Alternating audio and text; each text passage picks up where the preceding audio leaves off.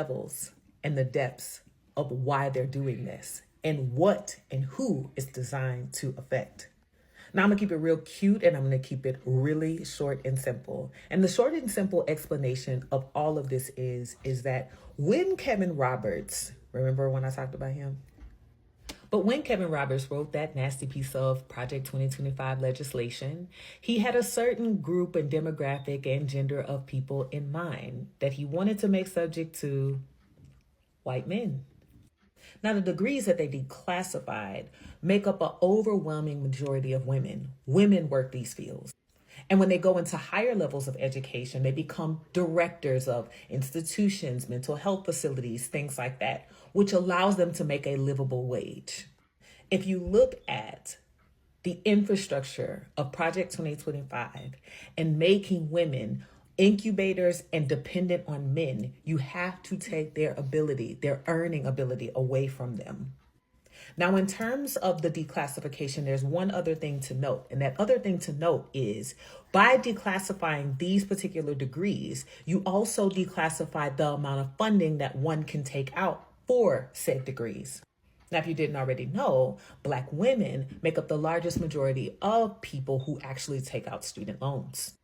And so because of this declassification, it bars out those women who actually want to pursue their education, but don't have the money to pursue it right away because these jobs don't particularly pay at the bachelor's level. So in order for them to get those advanced level degrees, they would have to take out student loans in order to get them. But it would also give them access to some of those director level positions.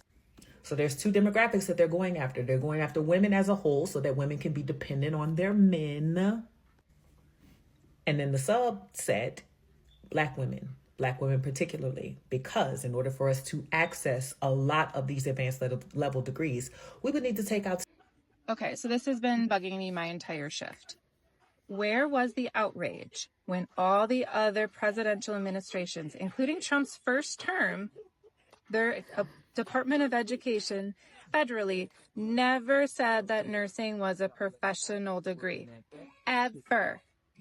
But now that it's not on this list, this time, since 1965, this is the first time you're like, oh my God, now I'm pissed. Where is your research skills? Where is your critical thinking? You really want nursing to be more expensive and harder to get? We should be a trade, not a professional degree. You work in a profession. You are a professional. But you do not and never have, and hopefully never will, for nursing, have a professional degree. It's two different things. Come on, ladies. Come on. The Department of Education recently made one of the dumbest decisions ever regarding healthcare. They decided that nurses, nurse practitioners, physician assistants, occupational therapists, and physical therapists, among others, are no longer considered professional degrees. Not only is this extremely insulting to some of the most integral healthcare providers that we have, but it will also likely impact staffing of these types of practitioners. We're currently facing an extreme nursing shortage, and it's only going to get worse over the next several years. Now, there are a lot of reasons for this, but one big one is burnout. Surveys show that 4 in 5 nurses face extreme stress while at work. And this has only been made worse after the pandemic, where you get stupid people who don't respect them and will even assault nurses. And staffing shortages, partly caused by poor reimbursements from insurance companies to hospitals, cause these nurses to have to handle many more patients than they can safely handle. Now, on top of that, the Department of Education, headed by former WWE executive Linda McMahon, is now calling them no longer professionals. And this will limit the amount of federal student loans that nursing students can take out. Now, this can't make the nursing shortage worse, could it? And nurses, fear not. You're still considered a professional. They're just changing the verbiage because these are the first steps in lowering the costs of your education at these colleges and universities who have been fleecing you for decades, okay? Y'all ain't never just look at the breakdown of what they was charging you. They charging you an administrative fee, and you the one doing all the administrative work. You the one filling out all your own damn paperwork and sending it in. So why you don't look at stuff like that? Right. We trying to cut all that shit out. So don't worry. You're still considered a professional. He doesn't hate women. He's not trying to diminish your accomplishments. Ain't no shit, child. Just let them do what they do so they can fix this. All right? Because America is in a comes to healthcare and education, all right? Let them fix it.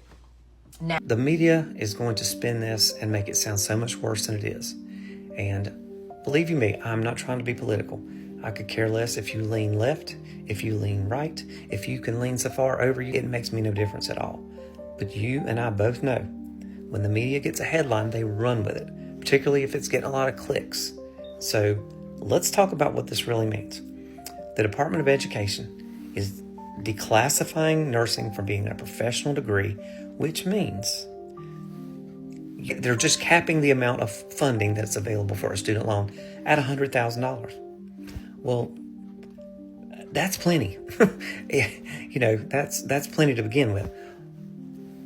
Whereas professional degrees, what they're considered professional degrees, do demand a doctorate to practice, okay? A nursing degree, you don't have to have a doctorate in nursing to practice nursing. You do have to have your Juris Doctorate to be a lawyer. You have to have your MD to be a medical doctor. It's just the way they're designating it. And this actually might end up being a good thing in the long run, and here's why. Name one thing that has ever gotten better or cheaper when the government got involved in it, when they start handing out checks. That is the reason that college degrees now are over $100,000, because of these student loans that just seem to have no limit to how much money they will loan these people. So you take away some of this funding for some of these degrees, and the cost of the degree is going to come down. Even your advanced practitioner roles, your nurse practitioner, your PAs, those degrees do not have to cost $150,000, $200,000. And the cost will come down when the money dries up. It's not going to be a case of the money dries up and then we're no longer going to have access to education, to the education that these people need to function in their job role. Okay? Nursing's not going away. In fact, we're only going to get more in demand as the baby boomers continue to age into their golden years. The thing that's on us is to stay up with technology, okay? Learn how to use AI. AI is going to change healthcare. You mark my words, on this day right here, AI is going to change healthcare. Even where I work, we're rolling out something December 1st that is going to heavily incorporate AI into the electronic health record and the charting system. So it's here. It's already here. It's not that it's coming, it's here. So we need to stay up with that. Don't let it overwhelm us and run us out of the profession. We're better than that. We're smarter than that. We've adapted to a million other things. Hell, I even learned how to use a kangaroo pump, so there's hope for me yet. But please don't let the media lead you down this path of thinking that nursing is not a valuable profession and that in the eyes of the world, it is no longer considered a professional profession, okay? It's just a term. It's just a term, and it means nothing.